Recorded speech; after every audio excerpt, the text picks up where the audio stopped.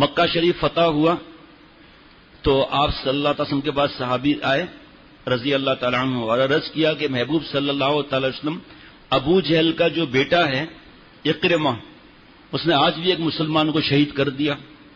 آپ صلی اللہ علیہ وسلم ہنسے.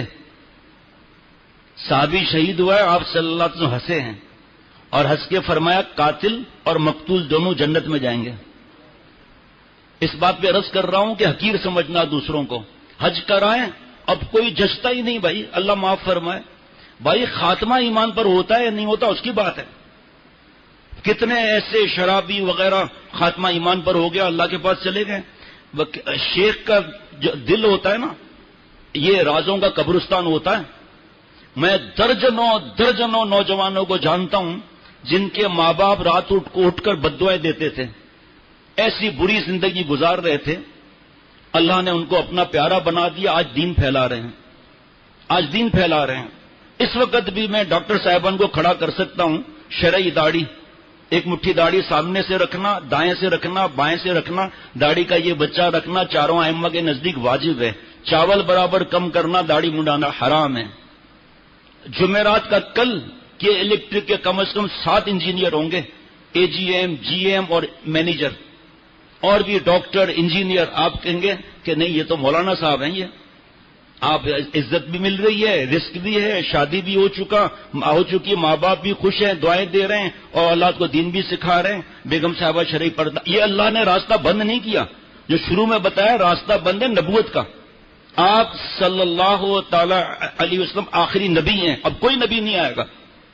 اور جھوٹے دعویٰ کرتے ہیں وہ تو تھوک پھینک رہے ہیں, آسمان پر اپنے منہ پر گر رہا ہے. ان پر تو عذاب ایسا ہے کہ ہم سوچ بھی نہیں سکتے. معافی کا دروازہ کھلا ہوا ہے, جو کل معافی پر بیان ہوا تھا مضمون. ہم توبہ کر لیں ابھی سچے دل سے. 4 شرطوں سے ریت کے ذرات جتنے گناہ ہوں گے معاف. نمبر 1 گناہ سے الگ اور آلات گناہ سے الگ. نمبر 2 ندامت طاری ہونا جو سب مسلمانوں کو طاری ہوتی ہے. نمبر 3 پکا ارادہ, میں آج کے بعد مر جاؤں گا گناہ نہیں کروں گا, چاہے پھر ہو جائے. اس وقت ارادہ کرنا ہے کہ میں نہیں کروں گا. مسلمان گناہ کرے یہ شان نہیں ہے, ہو سکتا ہے, معصوم کوئی نہیں ہوگا. چوتھا جس کا حق مارا اس کا حق واپس کر دیں. بابا کا انتقال ہوئے کو 10 سال ہو گئے اور حساب کتاب نہیں. یہاں بیان کر رہے ہیں رمضان شریف میں والد صاحب کا انتقال ہوا, پتہ چلا حساب کتاب ہی نہیں کیا. جہاں حساب کتاب ہوا اللہ کی رحمت سے چیزیں بیچ دی کہ بھئی نہیں پہلے بہنوں کا حق ہے. جیسے ہی بابا کا انتقال ہوا ہمارے پر بہنوں کا ماں ہے نہیں, بہنوں کا ہمارے پر جو ہے وہ قرضہ ہو گیا, تو قرض نہیں دیں گے کیا؟ اور حج کریں گے ان کے پیسوں سے بزنس کریں گے اور وہ بیچاریاں تڑپتی رہیں, بھلے چیزیں بیچنی پڑے, ان کا حق ہے. یا دھندے میں حصہ دو, پھر دھندے میں اس میں حصہ دیں گے جس میں نقصان ہو رہا ہوں. بہن آپ کے اتنے پیسے نکلتے ہیں, اگر آپ دھندے میں لگا دو, دیکھو نفع نقصان کا وعدہ ہے, یہ آپ دستخط کر دیں. آخر میں بہن کو 3 سال کے بعد بیلنس شیٹ دے دی کہ سب پیسہ ختم ہو گیا, اللہ کو پتا ہے. تو حضرت اکرمہ رضی اللہ تعالیٰ نے شہید کیا صحابی رضی اللہ تعالیٰ عنہ کو, اور آپ صلی اللہ تعالیٰ فرما رہے ہیں قاتل اور مقتول دونوں جنت میں جائیں گے. ایک تو چلا گیا شہید ہو کر, یہ اکرمہ رضی اللہ تعالیٰ عنہ جو ہو گئے یہ کیا؟ اچھا جی, جب فتح مکہ ہو گیا میں تھوڑا آپ سے عرض کر لیتا ہوں. آپ صلی اللہ علیہ وسلم نے فرمایا کہ ان کا گردن چاہیے ان لوگوں کی, فلاں فلاں کی. سب بھاگ گئے وہاں سے فتح مکہ کے بعد. چشمہ دینا. اکرمہ کی بیوی ام حکیم اور ہند 10 دوسری عورتوں کے ساتھ آپ صلی اللہ علیہ وسلم سے بیعت کرنے کے ارادے سے آپ صلی اللہ علیہ وسلم کے مکان پر پہنچی. اس وقت 2 ازواج مطہرات آپ کی صاحبزادی اور حضرت فاطمہ رضی اللہ تعالی عنہ اور 2 ازواج مطہرات اور خاندان عبد المطلب کی چند خواتین آپ صلی اللہ علیہ وسلم کے پاس موجود تھیں پردے میں. اس موقع پر ہند نے اپنا چہرہ جو نقاب میں چھپا ہوا تھا عرض کیا کہ اے اللہ, یہ وہ ہیں جنہوں نے حضرت حمزہ رضی اللہ تعالیٰ کا کلیجہ چبایا تھا. اتنا مزہ ہے معافی مانگنے میں, گناہ چھوڑنے کے بعد کی جو زندگی ہے. ابھی تقریباً 740 سے زیادہ اسمارٹ فون بک چکے ہیں. آدھے سے زیادہ لوگوں نے لکھا ہے کہ دوزخ کی زندگی تھی اب جنت کی زندگی میں آ گئے, سکون ہو گیا. اب ماں ابا کی خدمت کر رہے ہیں, بیوی کا حق ادا کر رہے ہیں. جاب ہے تو جاب صحیح طریقے سے ہو رہی ہے, پڑھائی ہے MBA وغیرہ کی صحیح ہو رہی ہے, تفصیل کا موقع نہیں. اے اللہ کے رسول صلی اللہ تعالی علیہ وسلم، اللہ تعالیٰ کا شکر ہے کہ اس نے اپنے پسندیدہ دین کو غالب کر دیا۔ میں آپ کے ساتھ اپنی خاندانی رشتہ داری کا واسطہ دے کر آپ سے خیر اور حسن سلوک کی درخواست کرتی ہوں۔ میں سچے دل سے اسلام قبول کرتی ہوں۔ میں ایک مسلمان عورت ہوں۔ اللہ کے رسول صلی اللہ علیہ وسلم، میں عتبہ کی بیٹی ہند ہوں۔ آپ صلی اللہ علیہ وسلم نے فرمایا کہ میں تمہیں مرحبا کہتا ہوں اور تمہارا خیر مقدم کرتا ہوں۔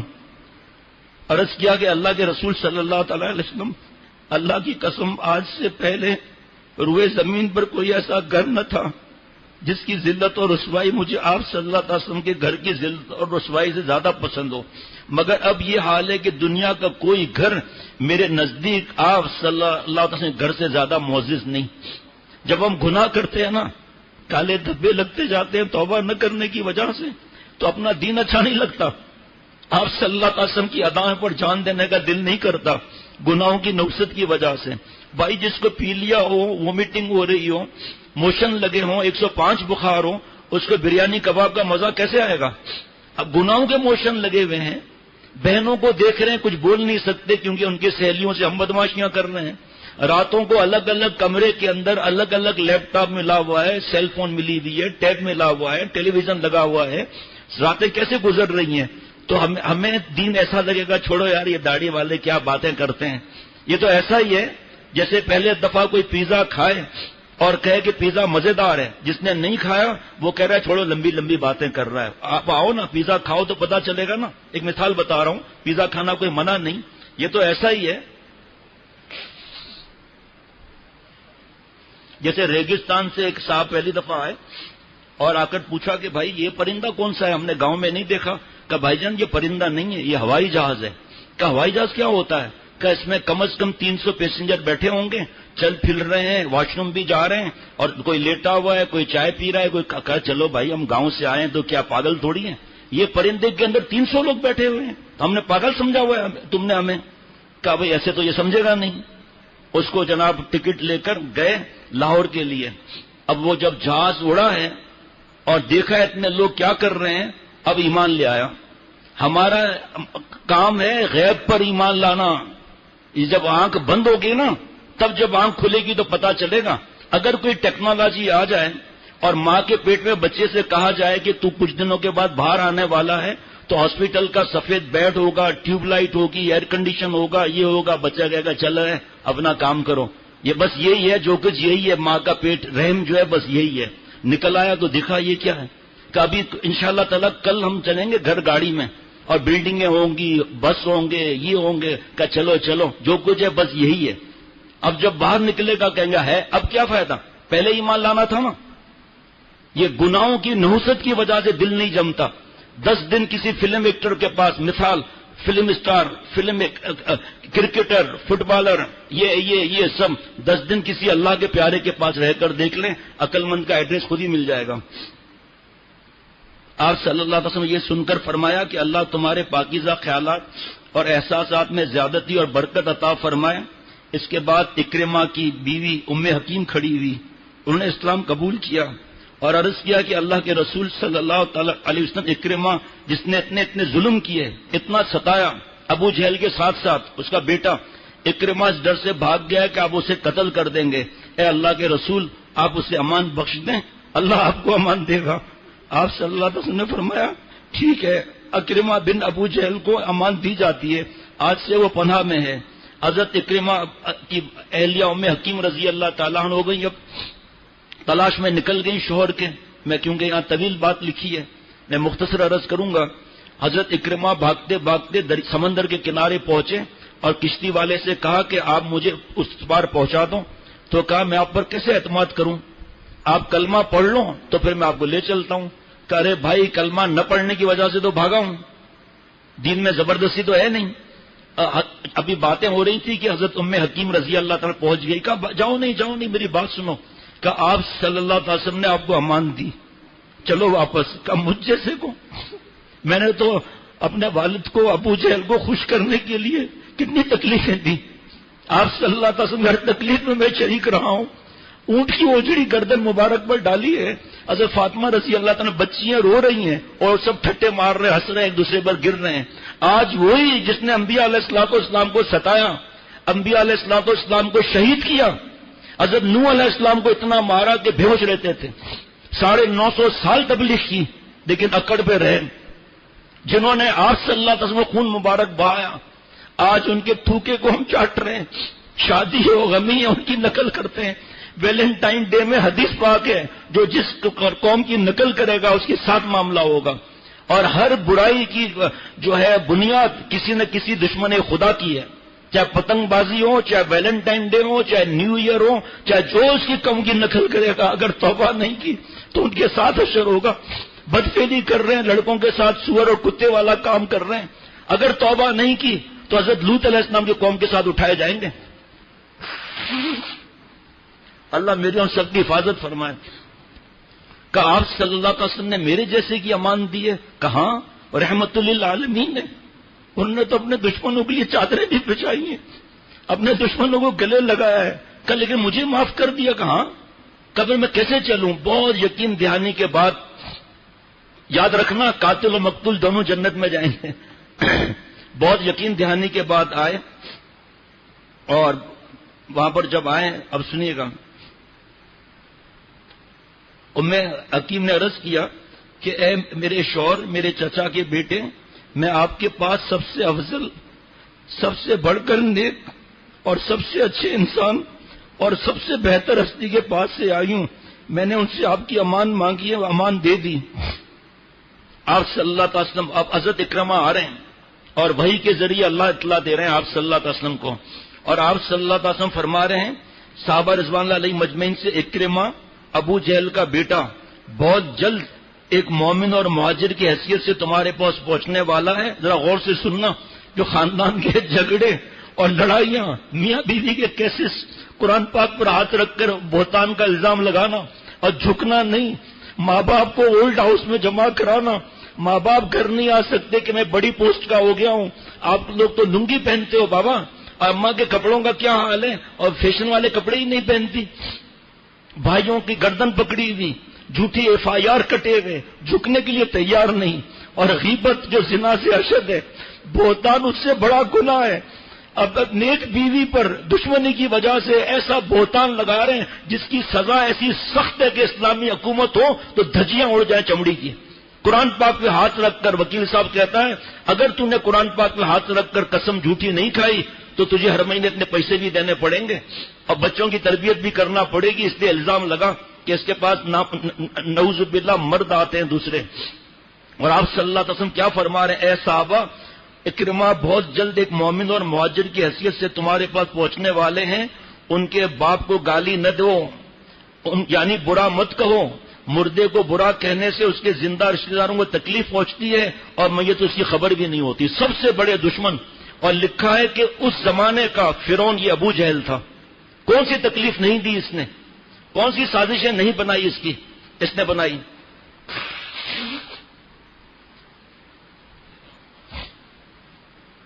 عجیب و بات سنیں گے ہمیں، کیا کیا خبریں نہیں ہوتی لوگوں کے پاس، کیا کیا خبریں نہیں ہوتی، اور یہ پتہ ہی نہیں ہے کہ قرآن پاک صحیح پڑھنا فرض ہے. کم از کم اتنا قرآن پاک جس سے ہماری نمازیں اور دعائیں صحیح ہو جائیں، اتنا قرآن پاک صحیح کرنا فرض ہے. انگریزی سیکھنا منع نہیں ہے، انگریز بننا منع ہے. ایسی بہو بیٹیاں انگریزی بولتی ہیں کہ انگریز عورتیں شرما جائیں. اس سے پوچھو سورہ فاتحہ آتی ہے؟ نام میڈم سے ہم نہیں پوچھیں گے، اپنے بیٹیوں سے خود پوچھیں، اپنے بیوی سے پوچھیں کہ تحیات آتی ہے، نماز پڑھنے کا طریقہ پتہ ہے. اولاد نہیں چاہیے نعوذ باللہ ان عورتوں کو جو جاب کرتی ہیں. باقی یہ پھر رہ نہ جائے پھر مجھے.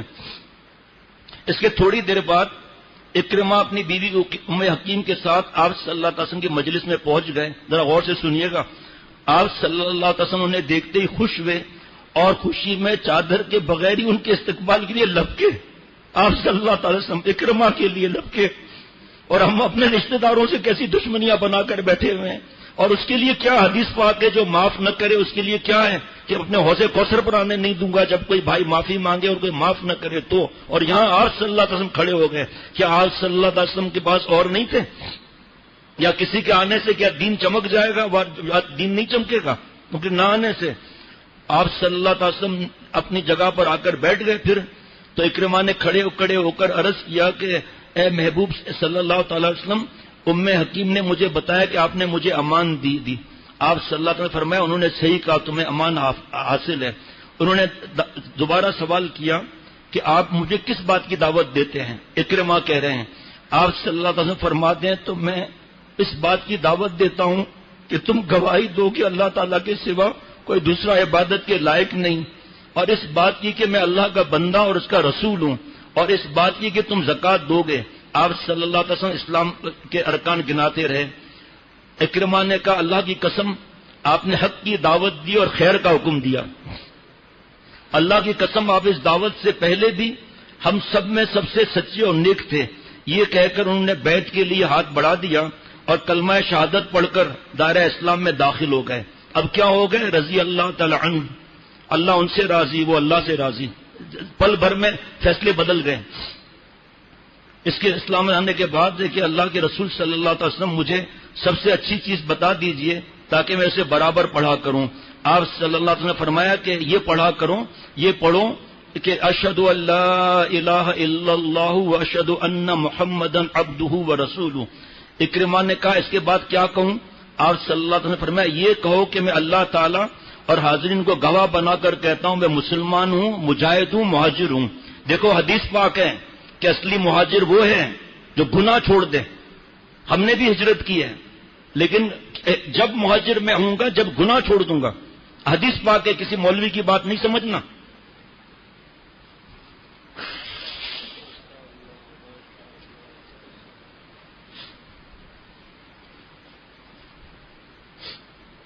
حضرت اکرمہ نے اس کو کہہ دیا کہ میں مسلمان ہوں، مجاہد ہوں، مہاجر ہوں. اس کے بعد کا آپ سنیں گے نا تو انشاءاللہ تعالی مست ہو جائیں گے. لوہا اس وقت گرم ہے. یہ باتیں سن کر سچی توبہ کی نیت کر لیں. اگر گھر میں بیوی لڑائی والی ہے، کیبل نکالنے نہیں دے رہی اور لڑائی جھگڑا اور گھر سے جانے کا خطرہ ہوگا تو ہم خود تو نہیں بیٹھے نا وہاں. فجر کی نماز تو کج سے جماعت سے پڑھے نا، تب تو توبہ کا مزہ ہے نا. آگے سنیے. آپ صلی اللہ علیہ وسلم نے فرمایا اکرمہ آج تم جو چیز بھی مجھ سے مانگو گے جو میں نے کسی کو نہ دی ہو تو وہ میں تمہیں ضرور دوں گا.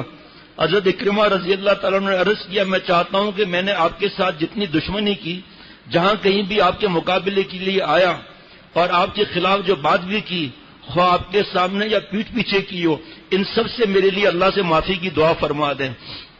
آپ صلی اللہ علیہ وسلم نے ہاتھ اٹھا لیے اور دعا کی اے اللہ ہر اس عداوت دشمنی سے اکرمہ کی مغفرت فرما جو انہوں نے میرے ساتھ کی، اور معاف کر دے ان کی ہر لغزش کو جس کے ذریعے انہوں نے تیرے نور کو بجھانے کی کوشش کی، اور اے اللہ درگزر فرما ان کی ہر اس حرکت کو جو انہوں نے میری آبرو سے کھیلتے ہوئے میرے سامنے یا میری غیر موجودگی میں کی.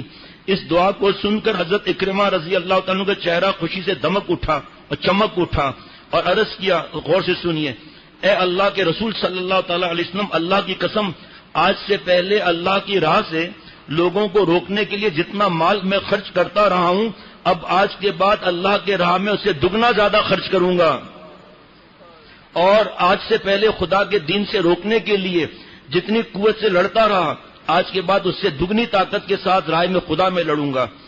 اور اس روز مسلمانوں کی جماعت میں ایک ایسے شخص کا اضافہ ہوا جو میدان جنگ میں ایک شیر دل شہ سوار اور مسجدوں میں ایک عابد تہجد پڑھنے والے اور ایک قاری قرآن تھے. وہ قرآن کریم کو اپنے چہرے پر رکھ کر خدا کے خوف سے روتے ہوئے بڑے والانہ انداز میں کہتے تھے، حضرت اکرمہ رضی اللہ تعالیٰ عنہ چومتے تھے، آنکھوں سے لگاتے تھے اور یہ کہتے تھے کتاب و ربی کلام و ربی، میرے رب کی کتاب میرے رب کا کلام. حضرت اکرمہ رضی اللہ تعالیٰ عنہ نے جو وعدہ کیا پورا کیا. وہ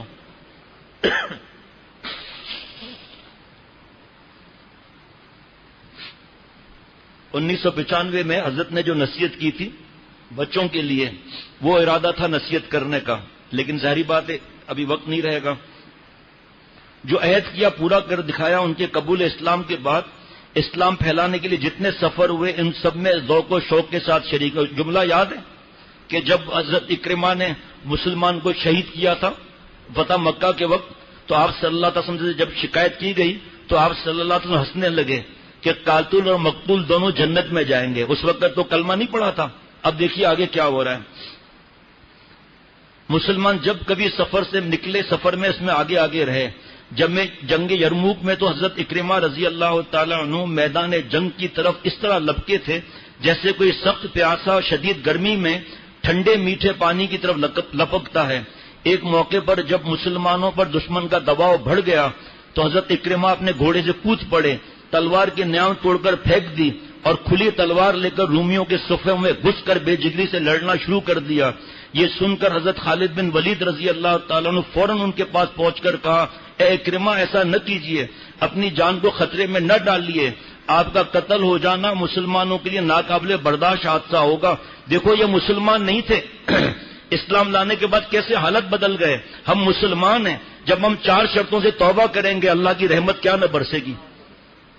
اچھا جی, حضرت اکرمہ نے فرمایا کہ اے خالد ہٹ جاؤ, میرا راستہ نہ روکو, اگرچہ حضور صلی اللہ علیہ وسلم ساتھ رہنے اور اسلام کی خدمت کرنے میں تم مجھ سے آگے ہو, لیکن میں اور میرا باپ آپ صلی اللہ علیہ وسلم کے سخت مخالف تھے, اس لیے حضور صلی اللہ علیہ وسلم کا ساتھ رہنے کا شرف میرے حصے میں بہت دیر سے آیا, مجھے چھوڑ دو.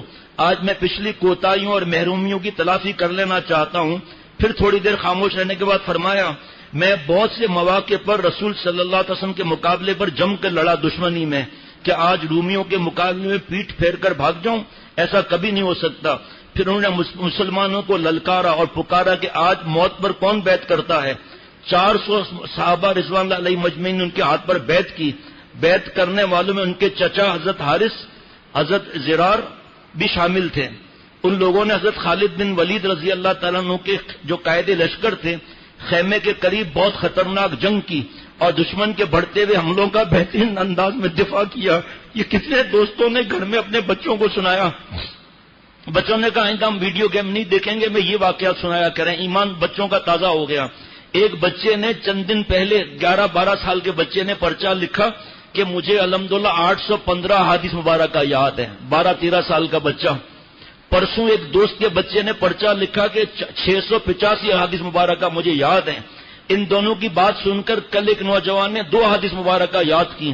میں پوچھتا ہوں ان دوستوں سے جو یہاں موجود ہیں, اگر ان کے گھر میں ویڈیو ہوتا, ویڈیو گیم ہوتا, کارٹون ہوتے, فلمیں ہوتا, بے حیائی کا ناچ گانا ہوتا, تو یہ بچے اتنی حدیث مبارکہ یاد کر سکتے تھے؟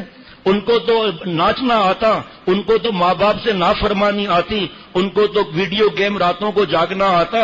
یہ شریعت کا راستہ, سنت کا راستہ اسہل بھی ہے, اکمل بھی ہے, اجمل بھی ہے. اس واقعے سے دیکھو کتنی ہمت بڑھتی ہے کہ اتنا زیادہ ستانے والا, یہ تو اصل واقعہ اور واقعہ تو رہ گیا کہ کتنا کتنا ستایا تھا, لیکن اللہ کی نظر رحمت پڑ گئی, اللہ نے جذب فرما لیا. اور کتنا وہ محبت آپ صلی اللہ علیہ وسلم اور دین سے اور صحابہ. آگے دیکھیے گا ذرا, اس میں ایک واقعہ ایسا ہے کہ مختصر, اب یہ ختم ہونے والا ہے واقعہ. دوسرا میں نے قرآن پاک پر عرض کرنا تھا کچھ, لیکن اب یہ ہو کر دعا ہو جائے گی. تو چچا بھی تھے اور حضرت زرار بھی رضی اللہ تعالیٰ عنہ تھے. دشمن کے بڑھتے ہوئے حملوں کا بہترین انداز میں دفاع کیا. جب یرموک میں جنگ و قتال ختم ہوا اور اللہ تعالیٰ نے مسلمان کو عظیم الشان فتح حاصل ہوئی, تو یرموک کے زمین پر 3 مجاہد زخموں سے چور نڈال پڑے ہوئے تھے, اور وہ تھے حضرت حارث رضی اللہ تعالیٰ عنہ, حضرت عیاش رضی اللہ تعالیٰ عنہ اور حضرت اکرمہ بن ابو جہل رضی اللہ تعالیٰ عنہم یہ زخمی تھے. اب یہ بچپن سے جو سنتے ہوئے آ رہے ہیں. سخت پیاس سے بےتاب حضرت حارث رضی اللہ تعالیٰ نے پانی مانگا. آج ہم بہنوں کو حصہ نہیں دیتے, آج ہم دوسروں کے مال پر دھندے کر کے, ان سے خرچے کر کے اور ان کا حصہ مار کر اور پتہ نہیں کیسے واپس کریں گے اس کی فکر نہیں ہوتی. رشوت کا بازار گرم, سود کا بازار گرم, ملاوٹ گرم, یہ چیزیں. اور یہاں دیکھیے آپ کہ زخموں سے چور ہیں, نڈال ہیں. اور حضرت اکرمہ سخت پیاس سے حضرت حارث رضی اللہ تعالیٰ نے پانی مانگا.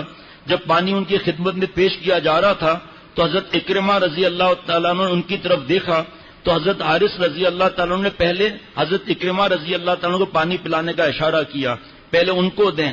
جب پانی حضرت اکرمہ رضی اللہ تعالیٰ کے پاس لے جایا گیا تو حضرت عیاش رضی اللہ تعالیٰ نے ان کی طرف نظر اٹھا کر دیکھا تو حضرت اکرمہ رضی اللہ تعالیٰ نے کہا کہ پہلے حضرت عیاش کی پیاس بجھائی جائے. جب پانی پلانے والے ان کے قریب گئے تو وہ دیکھا کہ وہ اس سے بے نیاز ہو چکے, یعنی وہ شہید ہو چکے. جب وہ پلٹ کر پہلے دونوں صحابہ رضی اللہ عنہما کے پاس پہنچے تو دیکھا وہ لوگ بھی آب کوثر سے اپنی پیاس بجھانے کے لیے جنت میں جا چکے، یعنی شہید ہو چکے۔ اللہ تعالیٰ ان سب لوگوں سے راضی ہو۔ اس کے بعد مجھے ایک فتویٰ پڑھ کے سنانا تھا کہ جس میں صحابہ رضوان اللہ علیہ مجمعین کی برائی کرنا اور ان کے شان میں گستاخی کرنا وہ کتنا بڑا عذاب ہے، لیکن ظاہری بات ہے وقت ہوتا ہے۔ اور جو کل بیان ہوا جس میں یہ بتایا گیا ہے باتیں کہ توبہ نہ کرنے سے توبہ نہ کرنے سے خطرناک کتنا معاملہ ہو جاتا ہے، خدا نخواستہ خاتمہ بغیر توبہ کی ہوا تو توبہ میں دیر نہیں کرنی چاہیے۔ لیکن آج میں نے جیسے عرض کیا، یہود و نصارہ کی نقل، ہاتھوں کے اندر کالے دھاگے،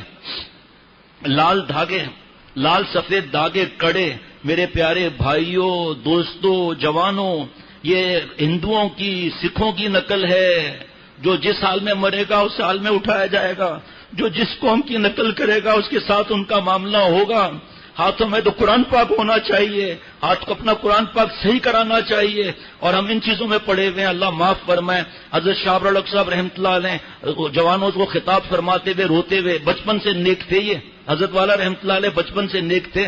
حضرت شیخ الحدیث ماں زکریا صاحب رحمۃ اللہ علیہ اور بہت بچپن سے نیک تھے، ایسے ہاتھ اٹھا کر روتے ہوئے فرماتے تھے جوانوں سے، خاص کر رستم خفتہ ہے تو، کسبل نہیں ہے کم تیرا، جاگنے کی دیر ہے پھر ہے وہی دم خم تیرا، یہ ہو جائے گر نیند کا زائل عالم تیرا، چار سو لہرانے لگے پرچم تیرا۔